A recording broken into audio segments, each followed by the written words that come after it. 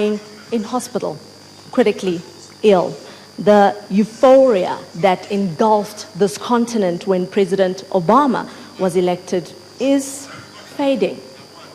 But in this room, look around you, is Africa's brand new hope. These young people are doing amazing things in their communities. They have already been identified as leaders, and leaders who are committed to serving others and not themselves. Exactly 37 years ago this month, young school children here in Soweto braved apartheid bullets fighting for freedom. It's no coincidence that a new generation of young people is here today. And like the 76 generation, they refuse to conform, but are inspired to transform their world. When President Obama launched the Young African Leaders Initiative in 2010, he described them as the Africa that is overlooked. Well, at this moment, the world can see and hear you. President Obama will come here, address you, and then engage you. We will take a question here in South Africa before we cross to Kenya, Uganda, and then Lagos, Nigeria. When the president selects you, please be proud. Introduce yourselves and ask a short, sharp, smart question. As a fellow African, I really want to thank you from the bottom of my heart for keeping hope alive in Africa. Please join me in welcoming on stage the 44th President of the United States of America, Barack Obama.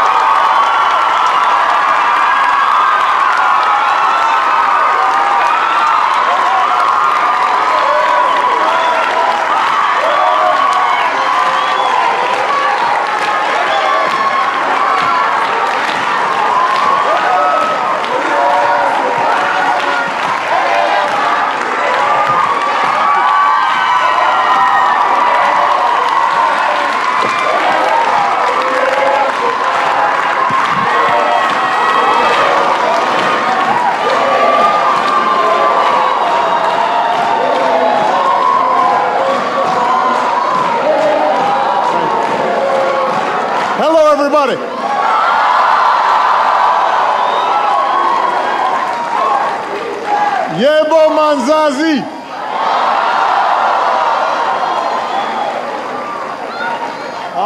It is wonderful to be back in South Africa. Everybody have a seat. Everybody have a seat. Relax. Yeah, I'm excited too. It is wonderful to be here with all these extraordinary young people, young people from across this magnificent country, but also from all across the continent. And I want to give special thanks and special welcome to those who are watching from Nigeria and Uganda and Kenya, a country obviously very close to my heart. You know, when I travel around the world, this is one of my favorite things to do. Meeting and talking with young men and women like you. And our format today, this town hall, is a long-standing tradition in America, and I get asked all sorts of things. I remember one event, a person asked a question that's often on a lot of people's minds when I show up, where's Michelle? Sometimes people ask me, you seem to have gotten so old since you were elected. What happened? So this format can be a little humbling, but it energizes me because it gives me a chance to hear from you directly, what you're thinking, what you care about, what your vision is. And I'm making this trip to Africa because I believe this is a region on the move. Even as this continent faces great challenges, and they are great, and we can't paper over them or pretend that those challenges don't exist. Even as too many Africans still endure tremendous hardship and great injustice, there is, as the song says, a new Africa, more prosperous, more confident, taking its place on the world stage. And one of the reasons is because of your generation.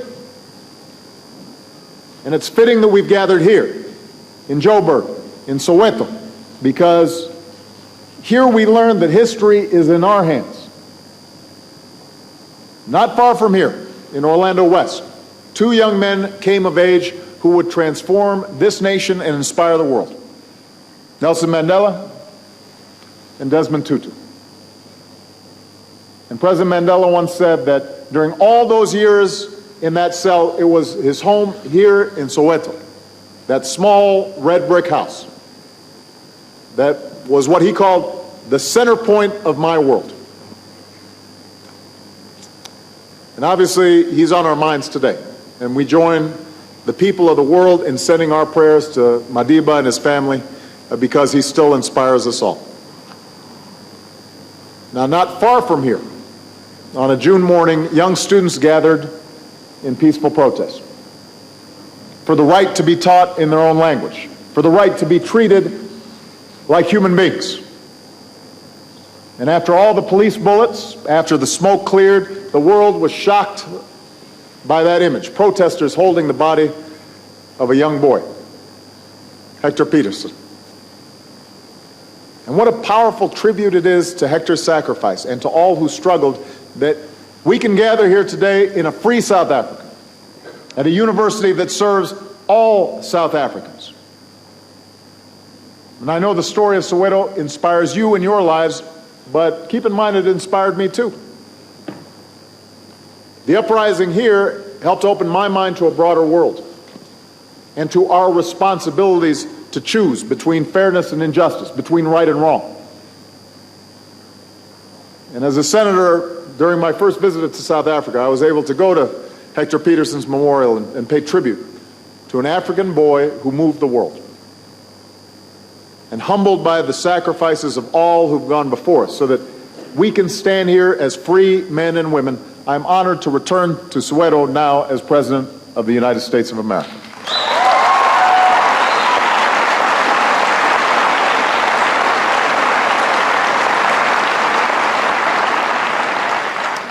Now, tomorrow I'll be down in Cape Town at the University of Cape Town, and I'll speak about the future that we can build together, Africans and Americans.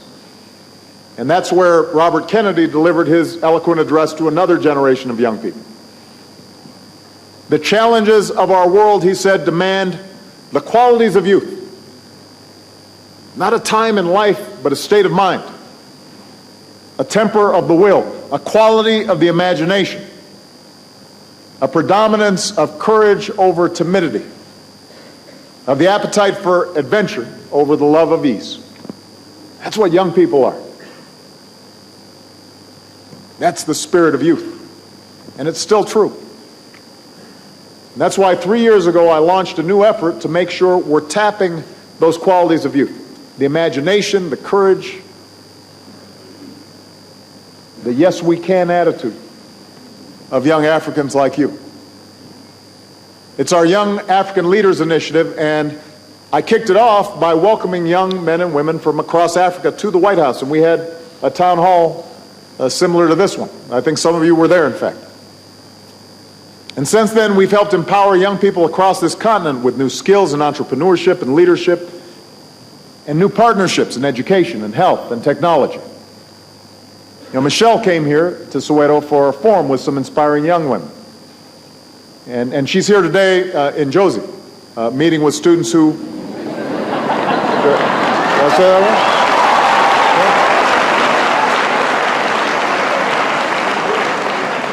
right? Meeting with students who, like you, are going to determine the future of your countries.